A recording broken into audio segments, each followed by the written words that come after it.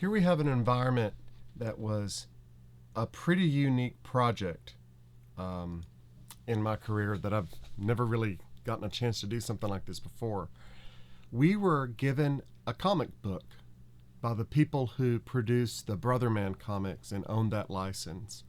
And they approached us and wanted to see if we could do some sort of virtual reality experience using their property, their characters, their world, their environment.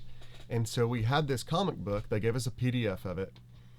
And we attempted to model and assemble a scene in Unity that we could use in VR and create a world that you could walk around in tetherless VR and explore this world.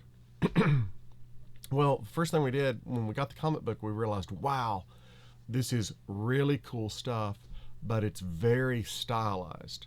So all the shapes are very stylized. There are no straight lines anywhere.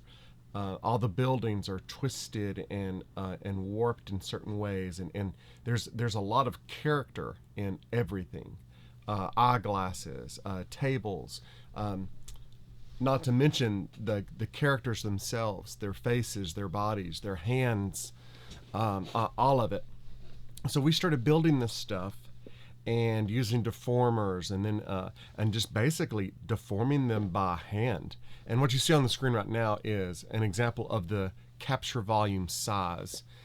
So you were going to be able to walk around that sort of distance, that sort of dimension, but we would move that around the world. So you would essentially be able to navigate the entire city block that we were doing here. We also noticed that obviously it's a very, what's the word I'm looking for? Pixelated. It has a very unique coloring style to it because it's a comic book, right? So we knew that coloring and texturing was going to take a while. So our first take at this was to do it all grayscale. And we wanted to give it at least a little bit of the comic book look and feel. So one of the things that we did was we took the ambient occlusion and rendered it on top of the mesh's UVs. And I know there's all sorts of ways of doing toon shading, cell shading, and all this, but we got the wildest effect just by baking out ambient occlusions. And it gave us this really neat outline. And when we added some noise, we got this really cool pixelated, like printed effect, like old newspapers used to get. But this was so much fun.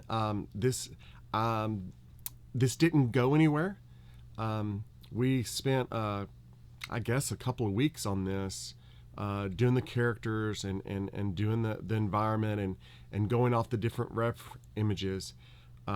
But unfortunately, like a lot of projects, I never heard anything else from it. But hopefully they saw this, and hopefully they liked it. Hopefully, I hope we did the world some justice and the characters some justice, because it was unique, it was fun, and I had never done anything quite as stylized as that. So that was pretty cool.